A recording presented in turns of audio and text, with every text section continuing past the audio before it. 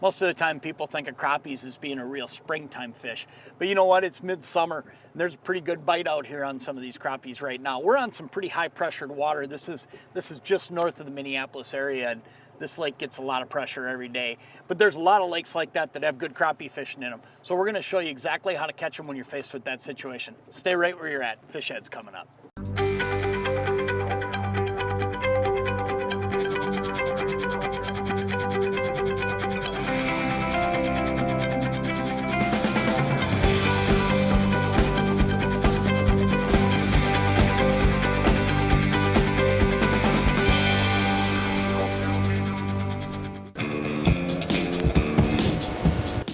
All suspended crappies on the screen right here.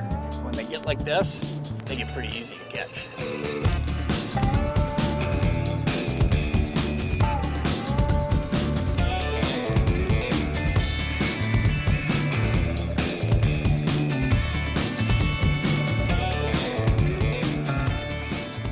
There he is. Got him. Oh yeah, that guy's up pretty quick. We're not fishing very far down. We didn't have to wait very long to get this first fish. There are a lot of crappies out here where we're at today, and that's a good start right there.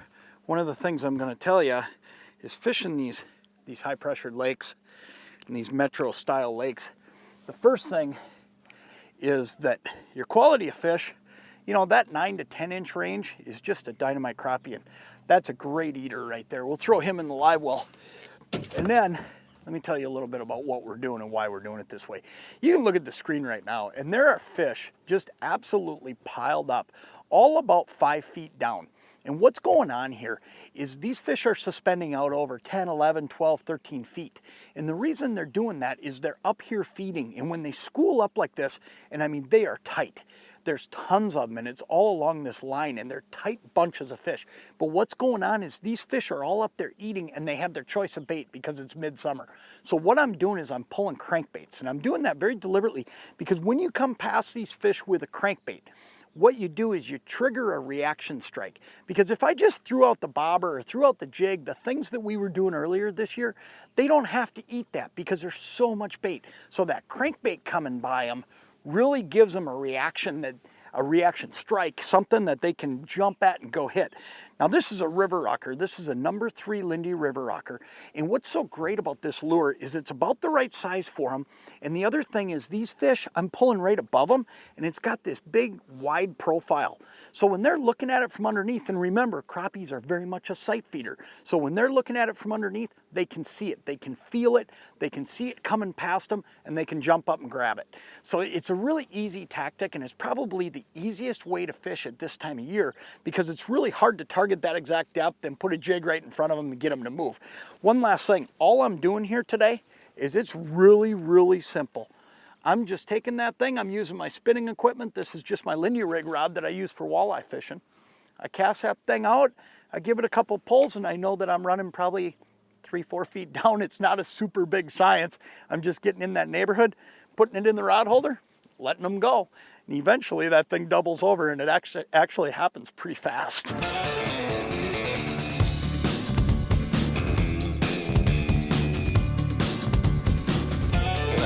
That's gonna taste good tonight. We're gonna have a fish fry back at home.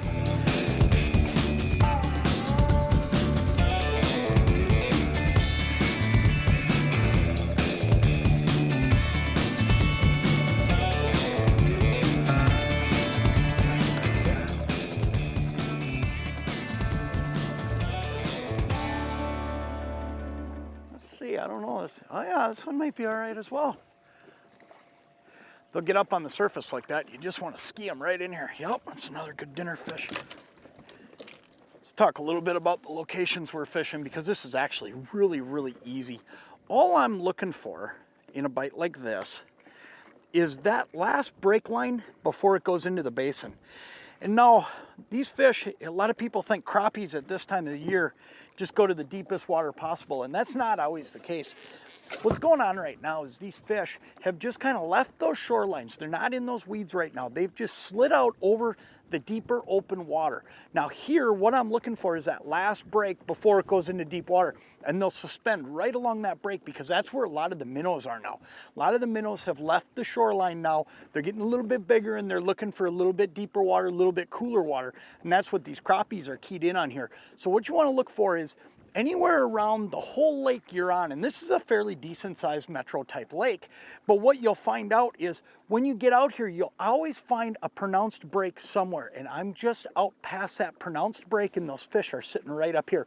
Right now, it so happens to be I'm in 11, 12 feet of water. Deepest stuff out here is about 14 feet, and this is that break into the hole that's out here. So keep that in mind. If you can find those areas, find those break lines, and remember, fish always relate in one way, shape, or form to break lines. You may find them in the basin for a little bit of the year, but they're gonna relate to break lines as much as they can because that is a natural area that holds bait. And any natural area that holds bait is gonna hold fish throughout the year.